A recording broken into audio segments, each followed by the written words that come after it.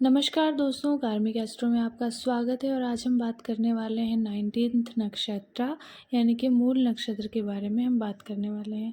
इनके लॉर्ड होते हैं केतु देव और ये नक्षत्र धनु राशि में पड़ता है। इनका डीटी होते हैं नृति, यानी इन्हें विनाश की देवी भी कहा जाता है। और इनके डीटी अलक्ष्मी होती हैं, यानी लक्ष्मी की बहन, जो कि अलक्ष्मी है, यानी जहाँ पे धन ना हो, पैसे ना हो, कमियाँ हों, दरिद्रता हो। और इन्हें कहा जाता है कि गणेश भगवान की भी पूजा करनी चाहिए। मूल नक्षत्र का सिंबल होता है जड़। मूल का अर्थ ही होता है जड़, तो जड़ से हम इनकी क्वालिटीज़ के बारे में, यानी सिंबल से इनकी क्वालिटीज़ के बारे में हम पता लगा सकते हैं। जैसे मूल नक्षत्र में जिनका जन्म हुआ है वो लोग हर चीज़ों की गहराई में जाने की कोशिश करेंगे। यानी आप बात कुछ करेंगे और उस बात के एकदम अंदर घुस जाना, बाल की खाल निकालने की कोशिश करना या फिर डीप रिसर्च करना उस चीज़ों को लेके, ये नेचर इनमें पाया जाता है।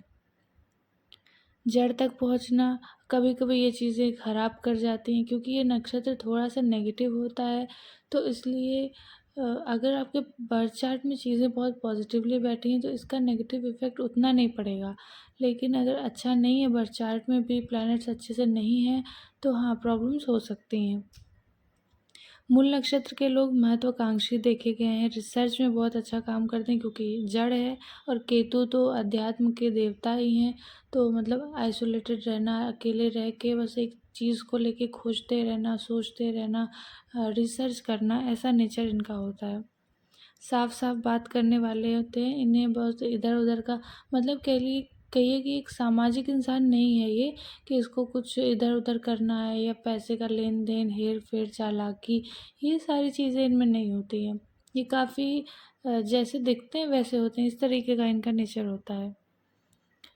हमेशा खुश रहते हैं ये लोग, हमेशा प्रसन्न रहने की कोशिश करते हैं और जब तक इन्हें कोई छेड़ता नहीं, ये किसी से उलझने की कोशिश भी नहीं करते हैं। ये अपने में खुश रहते हैं।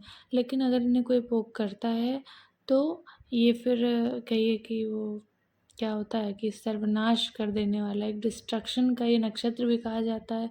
तो ये उसका फिर एकदम सर्वनाश करने पे आ जाते हैं अगर इनको किसी ने छेड़ दिया, परेशान कर दिया तो। वैसे तो इनका नेचर खुशमिजाज है, ये ज़िद्दी भी देखे गए हैं, जो ठान ली फिर उसको करके ही रखते हैं। और ये सब चीज़ें एक नेगेटिव बातों के तौर पे ली जाती हैं कि लोग बहुत ज़्यादा ज़िद्दी हैं, किसी भी चीज़ को लेके ज़िद कर सकते हैं। इनका माइंड बहुत ही फ़िलॉसफिकल होता है। ये थोड़ा सा समाज से बाहर रहकर सोचते हैं और इसीलिए मूल नक्षत्र का व्यक्ति परिवार में खुश नहीं रह पाता है।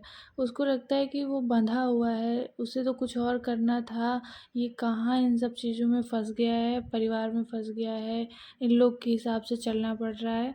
उसे सत्य की खोज करनी है, उसे रिसर्च करना है कि क्या होता है, मैं कौन हूँ, ये दुनिया कैसे बनी, इस तरीके की चीज़ें उसके मन में आती हैं, जो कि एक सामाजिक व्यक्ति सुनता है तो उसे लगता है कि पागल हो गया है क्या, ये सब क्या बातें कर रहा है। लेकिन ये मूल नक्षत्र का एक बेसिक नेचर देखा गया है, विद्रोही नेचर होता है। थोड़ा सा मतलब, नहीं मानोगे मेरी बात तो मैं घर छोड़ के जा रहा हूँ, फिर मुझे जो करना है मुझे करने दो, इस तरीके का स्वभाव है। जीवन में अचानक से उतार चढ़ाव इनकी लाइफ में आ जाते हैं। बहुत अच्छा सब कुछ पा लिया और अचानक से सब कुछ खो दिया, इस तरीके का नेचर, इस तरीके की लाइफ इनकी होती है। दुख सुख से भरा हुआ जीवन होता है और घर में सबसे सुंदर देखे गए हैं। अगर आपके दो भाई बहन हैं या फिर आपके मम्मी पापा भाई बहनों में आप जो मूल नक्षत्र के होंगे वो सबसे ज़्यादा सुंदर होंगे। आपके ऊपर अगर परिस्थितियाँ बहुत ज़्यादा बुरी आती गईं, पहले तो आप लड़ने की कोशिश करते हैं उन चीज़ों से, लेकिन बहुत ज़्यादा आप झेलने वाले नहीं हैं। आपको है कि छोड़ो और भागो, इस तरीके का नेचर है। तो अगर आपकी लाइफ में प्रॉब्लम्स ज़्यादा आती हैं तो फिर आप बस यही सोचते हैं कि या तो मैं सब ख़त्म कर दूँ, विनाश कर दूँ, विद्रोही हो जाएंगे एकदम से, या फिर सोचेंगे कि मुझे मतलब ही नहीं है, घर परिवार जैसे मन वैसे चले, मैं तो जा रहा हूँ। ये नेचर है कि चले गए, फिर इन्हें मतलब नहीं है। लाइफ में इन्हें अगर सब कुछ ठीक है तो धन बहुत मिलता है, क्योंकि ये एक जड़ है, तो जड़ बढ़ती है, हमेशा बढ़ते रहने का काम करती है। आपके मतलब एक पौधा है, वो जड़ के ही सहारे ऊंची ऊंचाई पे पहुंचता है। तो मूल नक्षत्र वाले बहुत तरक्की करते हैं अगर वो अपनी नेगेटिव चीज़ों पे कंट्रोल पा लें, अपनी ज़िद पे, अपने गुस्से पे, तो बहुत तरक्की करते हैं, बहुत धन आता है इनकी लाइफ में। इंडिपेंडेंट रहना पसंद करते हैं और प्लानिंग करना बहुत, क्योंकि एक रिसर्चर हैं तो आइसोलेट रह के आराम से सब कुछ प्लानिंग करना, बहुत दिमाग लगा के, शार्प माइंडेड होते हैं, ज़िद्दी होते हैं। ये हीलर बन सकते हैं, मेडिसिन में जा सकते हैं, डेंटिस्ट अच्छे बन सकते हैं, खोजी पत्रकार जो जासूस होते हैं ना, चीज़ों का पता लगाना, असली चीज़ क्या है, एस्ट्रोनॉमी में जाना, जड़ी बूटियों से रिलेटेड काम करना, वेजिटेबल से रिलेटेड कोई काम करना, रेसलर्स हो सकते हैं और माइंस में काम कर सकते हैं और स्पोर्ट ट्रेनर हो सकते हैं।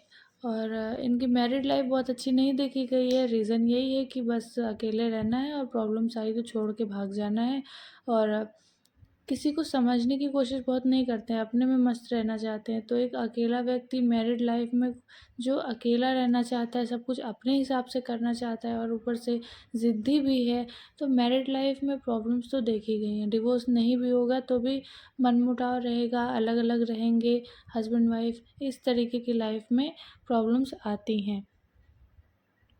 इनके जॉइंट्स में पेन हो सकता है, स्टमक इश्यूज़ देखे गए हैं और इनको वायरल डिसीज़ेज़ ज़्यादा हो जाती हैं। और अब बात करें कि स्त्री और पुरुष किस तरीके के होते हैं मूल नक्षत्र के, तो पुरुष भोगी होते हैं, रूढ़िवादी विचारों के होते हैं, या फिर कहिए कि एकदम से मतलब पूरे तरीके से इंक्लाइंड होते हैं। रूढ़िवादी है तो बस किसी की नहीं सुननी, वही उसी तरफ चलना है। और अगर रूढ़िवादिता के विद्रोही हैं, विरोधी हैं, तो फिर ये बिल्कुल एकदम मॉडर्न हो जाएंगे, पुरानी चीज़ों में कुछ भी बिलीव नहीं करेंगे, अपने हिसाब से लाइफ में जीने वाले होते हैं। घूमने का बहुत शौक होता है इन्हें, मतलब निकल जाना है कहीं भी, और चीज़ों में रिसर्च करना, आत्मचिंतन करना इनको पसंद है। स्त्रियां अधिकतर देखा गया है कि इनको बीमारी रहती है कोई बहुत बड़ी, और घमंड इनके अंदर होता है, शत्रुओं से इनको बहुत परेशानी होती है इनकी लाइफ में। स्त्रियों के लिए एक बड़ी दिक्कत रह जाती है, और पेशेंस रहता है इनके पास, और गलत कार्यों में रत देखी गई हैं, गलत काम कर जाती हैं कभी कभी लाइफ में, तो ये भी देखा गया है। हालांकि अगर आप अपने आप को कंट्रोल करें और आप ठान लें कि नहीं, मुझे नहीं करना कुछ गलत, मुझे गुस्सा नहीं करना, मुझे ज़िद नहीं करनी, तो आप उन चीज़ों पे कंट्रोल पाते हैं और आपका ग्रोथ होता है, आपकी लाइफ में ग्रोथ होगी, आप पैसे बढ़ेंगे, आप अच्छे से लाइफ में आगे बढ़ेंगे। अब अगर बात की जाए चरण के बारे में, तो मूल नक्षत्र का पहला चरण में अगर आपका जन्म हुआ है तो आप सेल्फ सेंटर्ड हैं, अपने बारे में सोचना है, आराम से आगे बढ़ना है, तरक्की करनी है, इस तरीके का नेचर है। ईगोइस्टिक देखे गए, घमंड हो सकता है आप में। और पहला चरण है तो पिता को कष्ट हो सकता है इनसे। देखिए, मूल नक्षत्र अच्छा नहीं माना जाता है, इसीलिए इसके हर चरण में कुछ ना कुछ दिक्कतें व्यक्ति को देखने को मिलती ही हैं। इसीलिए बोला जाता है कि जो बच्चा भी मूल नक्षत्र में होता है तो कहते हैं कि इनके मूल की शांति करा दी जानी चाहिए, क्योंकि उसके अंदर का जो एग्रेशन है, जो ज़िद्दीपन है, और जो मतलब एक गलत मन में जो भी विचार होंगे उसके, वो सारे बचपन में ही मतलब कुछ बताते हैं कि 13 दिन के अंदर ही पूजा करा देनी चाहिए मूल की। तो उस तरीके का काम कर दें तो इन चीज़ों में थोड़ा-सा कमी आती है कि जो कष्ट मिलने वाले हैं हमें, वो सारे कम हो जाते हैं। तो दूसरे चरण की बात करें तो इनको मटेरियल गेन्स बहुत होते हैं, इनका ज्योतिष में बहुत इंटरेस्ट हो सकता है, और माता से इनको कष्ट हो सकता है, या इनको माता से कष्ट होगा, यही मूल नक्षत्र के तीसरे चरण में अगर आपका जन्म हुआ है तो आपको कहा गया है कि आप रिलेशनशिप के गुरु बन सकते हैं, मतलब आप लोगों को सलाह देंगे कि इससे शादी कर लो, या ये लड़का अच्छा है, ये लड़की अच्छी है, इस तरीके का काम आप कर सकते हैं। और आपकी लाइफ में पैसों से जुड़ी हुई समस्या बनी रहती है, पैसों की तंगी आपको झेलनी पड़ती है। मूल नक्षत्र के आखिरी चरण यानी चौथे चरण की बात करें तो आपको जीवन भर मानसिक तनाव झेलना पड़ता है।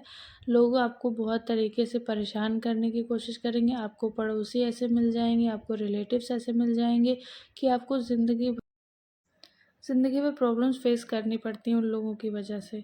तो मूल नक्षत्र के बारे में इतना ही। अगर आपको वीडियो अच्छी लगी है तो प्लीज़ लाइक करिए, शेयर करिए, चैनल को भी सब्सक्राइब करिए। धन्यवाद।